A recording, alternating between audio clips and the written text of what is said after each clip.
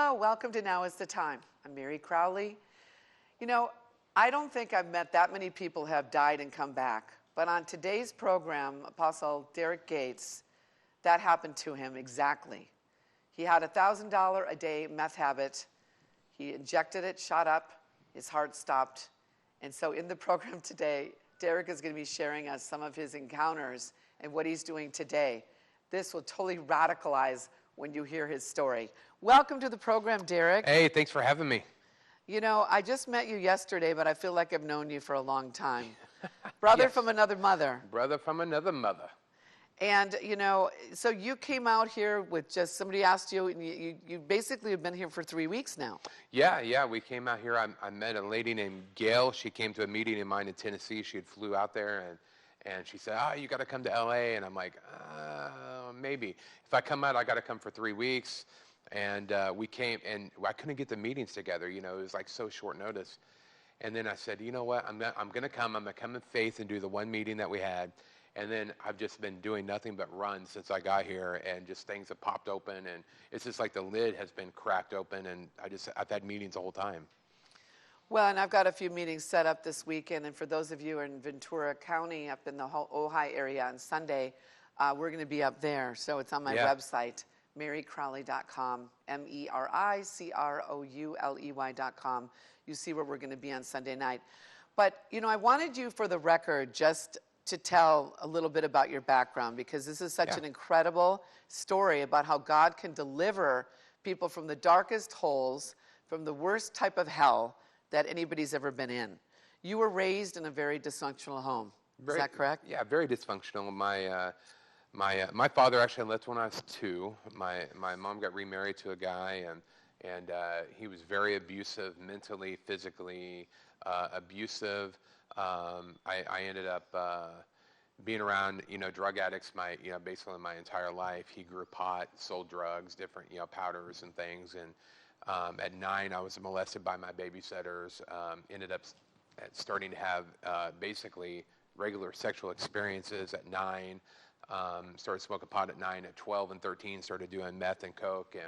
And so at an early age, I had already lived this whole full-blown life, and it just led me into darkness. And the further you go, the darker it gets. And so now you had an encounter with Jesus, or at 17 you were at a concert. Yeah. And you basically, this is an interesting component. One of my good friends, Kip Hyams, he did all the sound and traveled with Carmen. He was probably the guy who did the sound for that concert. It's funny how many people have been intertwined into that story of my life. At 17, I went to a Carmen concert. I had no idea who Carmen was. It definitely wasn't my style of music. I'm into like Metallica and Megadeth and all this stuff. But there was a couple of girls that I liked that were in the youth group. They're like, hey, come to this concert. I'm like, only if I can ride in the van with you. And we went. Interesting, 20 seconds is crazy, was the guy who funded the entire concert in Kansas City. And by the way, well, not probably the entire thing, but a portion of it. This is when he had stadium events. I mean, thousands upon thousands of people were coming. 15,000 people Kemper Arena set in Kansas City, and they turned 7,000 people away. I was the furthest back you could go. And the guy that funded a good portion of that is now a member of my church in Kansas City. And we put that together a few years ago when he first started coming. And he brought me for my birthday the gold album autographed by Carmen and everything for his contribution to that concert. He gave that to me for my birthday. So even all the way back 20 years ago, a guy that sat in my pews every week at my church contributed to my salvation. And what's the chance that you'd be sitting here with somebody who the sound person that she used to do all the Carmen shows? It's just incredible. It just shows you how impactful Carmen was. You just never know what kind of impact you're going to have. It's a ripple effect. It's that whole, throwing a stone into the pond and watching those ripples happen. You just never know what impact you're going to make. And so now, because I know the story now, so for a while, like, you really jumped into the church, you were really getting involved, but then there were some things that happened. Yeah.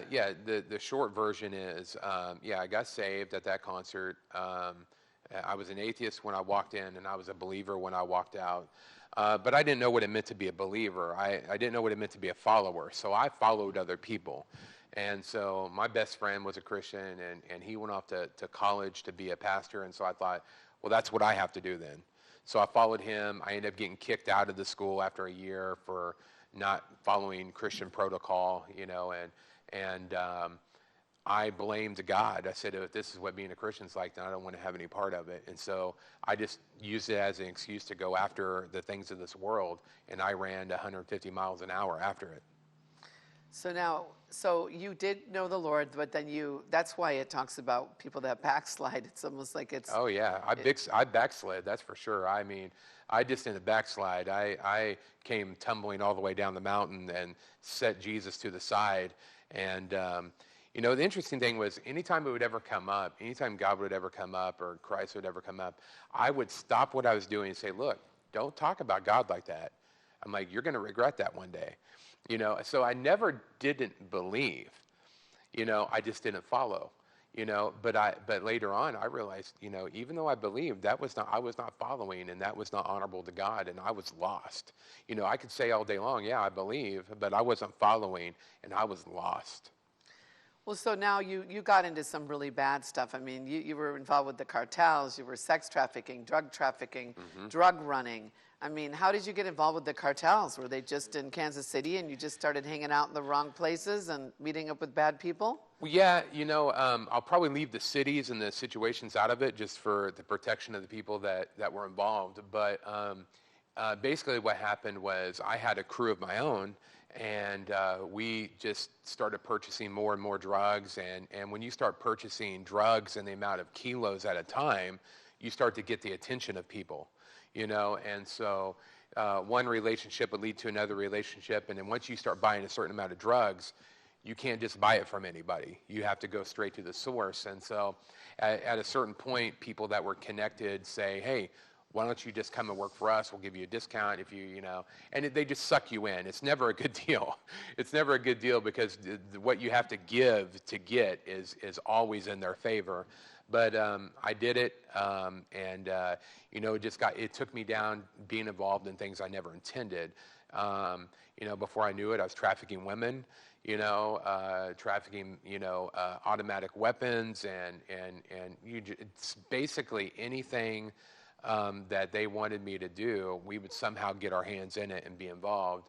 And it's just a very dark road. There's no end to it. It just never ends. You're in gunfights and in the middle of situations that every single day you're literally looking down the barrel of a gun pointed back at you. You never know what your last day is going to be. Well, the sex trafficking, because I'm working on a documentary and a series about trafficking. And, I went to Thailand and China and Hong Kong and a number of places this last year. But my documentary is really going to focus about America. Sure. I mean, a lot of people think, oh, that's just happening overseas. But, I mean, don't you agree that sex trafficking has really become prevalent here in America?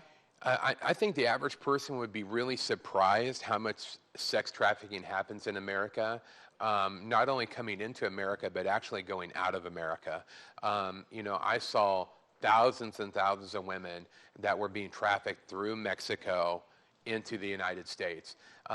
Because at the border in Mexico, all it takes is, a $50 American bill, and they just let you through. It doesn't matter whether you have drugs. It doesn't matter whether you have women. It doesn't matter whether you have, a trunk full of machine guns. That's why I don't think you can really legislate any of this stuff. Truly, because it doesn't matter whether all this stuff is illegal. Criminals are still going to find a way to do it. It's a morality thing. I wouldn't say legalize it. I'm just saying that really we need a shift in our culture with revival and awakening to really take care of it. But and also, people are being kidnapped out of America and taken right into boats across the ocean, right back through the border into Mexico. It's happening both ways, and America is a hotbed. I can tell you that the highway coming through Kansas City, Missouri, is a hotbed for sexual activity. I'm sure California, being right here at the border, both the ocean and the southern border, is a hotbed for that activity. It's happening in America, whether we want to see it with our eyes or not. It's happening whether they want to admit it or not. Well, and this is the interesting thing, because God told me I needed to focus on the hearts of the men, because pornography really fuels the trafficking. It does. And especially since, in 1993, when the internet pretty much was, people can get pornography anywhere. Yeah. And that's where they're making a lot of money. Absolutely. So God had told me that, Derek, he goes, I haven't called men to be pimps, pirates, or pawns. I've called them to be princes and kings. So it's really a shifting in the heart, that they have to have a heart awakening, and then the Lord will change their heart. Yeah. But just like you. So now, let's going back to your story. So, you're doing this stuff with the cartels, you're kicking in doors, you're literally having barrels of guns pointed down your nose. Many times you could have died. You're going down this road, and then what ends up happening? Well, yeah, so many times I should have died. I was in shootouts, I've been shot, I had my leg shot up with shotguns before, and, I've been stabbed and thousands of fights, just, my hands, my wife will just look at my hands sometimes or feel the scars. She'll just feel my head. My head and my back is just covered with scars from knives and different things. And, but God always protected me. I always felt like something was there. And I know now that his angels were protecting me. He was protecting me. But even though he was protecting me, he still let me make my own choices, And so at a point, I finally, I got to a point where I didn't care really whether I lived or died. I hated my life. What point was there? I'd gotten so tired of the violence, but I was locked into a situation where I didn't see a way out of it. So addicted to everything. So now you said you had a $1,000 a day cocaine and meth habit? Yeah. Yeah, that's an incredible amount of drugs, and you only get there by not caring. For me, it was just like, how much could I do? How much can my body take? And so finally one night, I'd been using all day, all night. I think I'd been up for probably 30 days, maybe 35 days. One time I'd stayed up for 38 days straight with no sleep. And I did $100 in my arm and a shot of pure methamphetamine, which that'll kill an elephant. Just pure. So the stuff that comes to America is all cut down, and it's got it's maybe a quarter pure. This was pure, and I had a heart attack and I died. And I was luckily ran to the hospital, and it was just a bad situation. The hospital looked at me.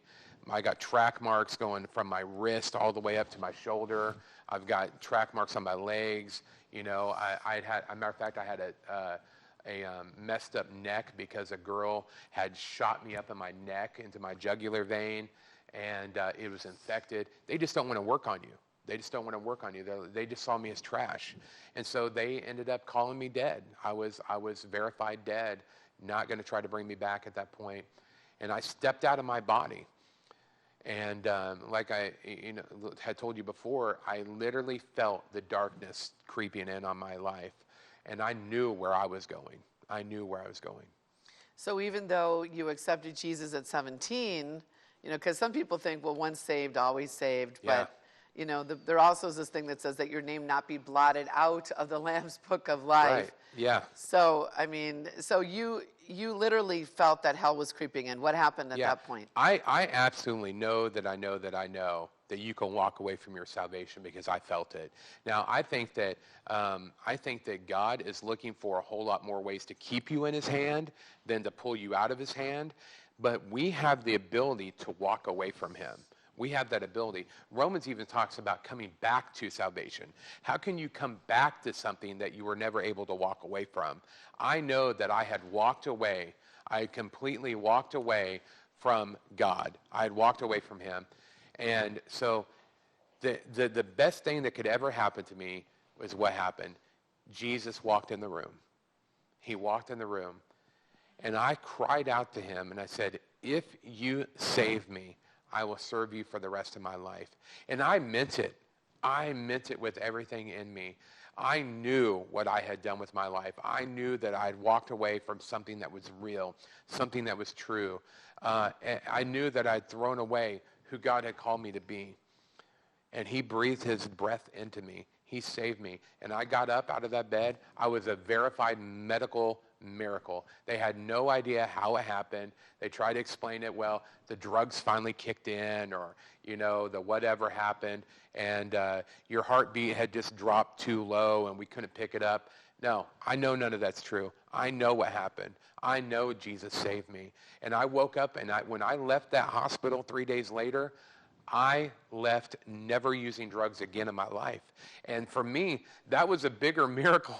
That was a bigger miracle than him breathing his resurrection life into me, was the fact that I never had a withdrawal from that addiction. I literally was healed. He healed me of that addiction, and I never went back. Wow, that is amazing. Those of you watching, this is really an important statement, that there's so many people addicted, afflicted, and restricted right now in our country. I mean, literally, it's like dead men walking. And there is a move of God, an awakening that it's right here, right now. The movie, The Greatest Showman, it's like, I've seen that movie 5 times. It's like the Lord said, the greatest show on earth is here. And it's like, it's everything you ever want, it's everything you ever need, and it's here right in front of you. And I just feel that God is saying it's right here, right now. And that some of you watching don't know Jesus, or you walked away. I feel God's heart. I told you I cry when I feel his heart. Some of you walked away from God. And it's not like you planned it, but you didn't make time for him. And I feel like the Lord is saying it's time to come back to the Father's house. Will you come back to the Father's house and just say yes? Some people, I feel, Derek, have been very discouraged, very disillusioned. Things didn't come the way they thought. Maybe you went through a divorce. Maybe you lost your job. Whatever it is, you know what, just put that aside and say, Jesus, I believe you, I trust you, and come into my heart. And what he did with Derek, he breathed new life into him. He breathed new life into him, and an 18-year drug habit instantly dissipated. There's nothing too hard for God. So today, breathe, let God breathe upon you. You know, Derek, I just felt that God wanted me to say that to the people watching. Amen. You know, now you've had a couple other miracles. You know, you've this last year lost 400 pounds. 400 pounds, yeah. Yeah. Now, because of the drugs and doing everything with the meth, did that really mess with your metabolism?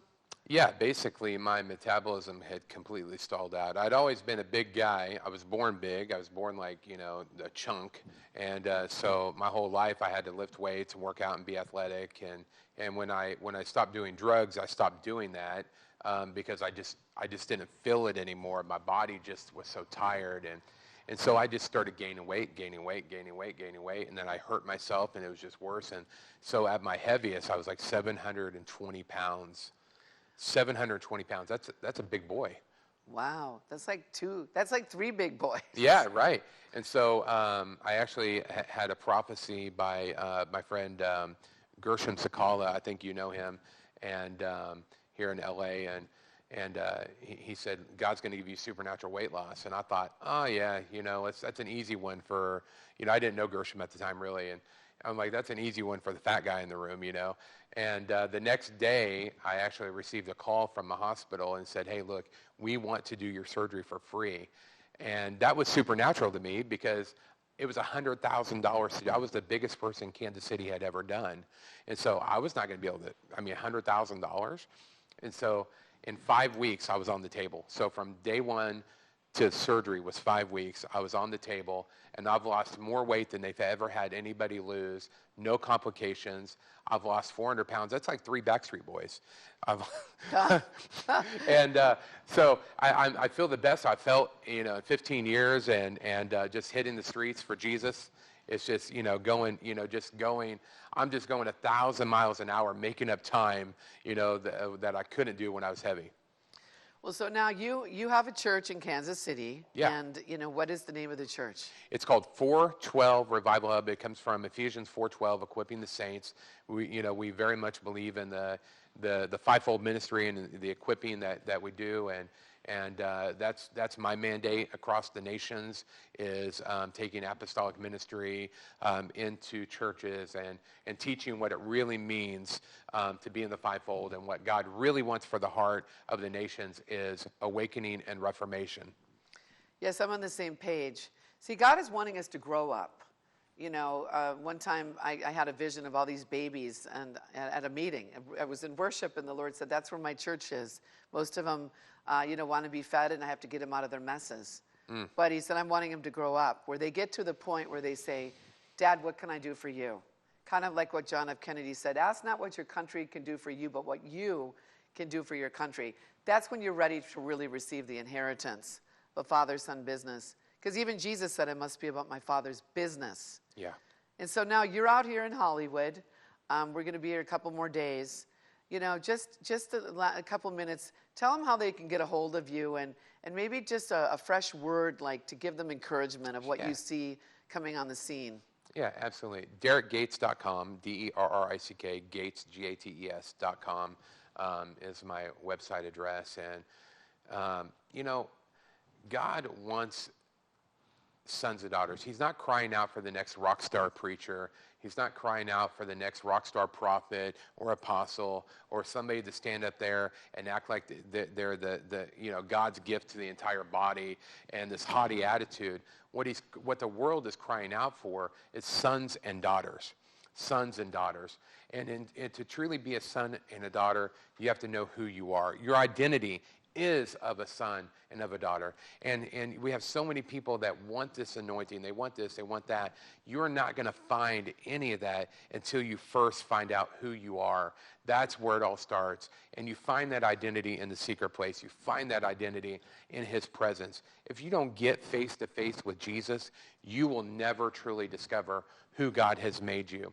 And in order for you to beat any of those addictions like we talked about, any of those problems that you face in your life, any of those giants that you face, financial, poverty, work, whatever that might be, if you want to cut the head off that giant, you first have to discover that you're a son of God. If you can't discover that, then you'll never cut the head off that giant. Wow, that's amazing. Derrick, thank you for coming on the program. And thanks for watching Now is the Time.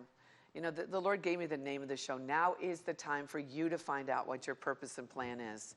Some people go, I don't really know what it is. Well, what's in your heart? What would you do if you knew that you could not fail? That's what it would be. And so today, I just want to encourage you. You heard an incredible story from a man named Derrick Gates who literally, got saved, raised from the dead, breathed new life into him, delivered him an 18-year addiction to cocaine and meth. And now he's lost, 400 pounds. He's still got, how much more are you going to lose? I don't know. I'll stop when I stop, I guess. I don't know. Probably 100 pounds, 100 more pounds. Yeah, but this is the thing. Nothing is impossible with God. So just believe God today.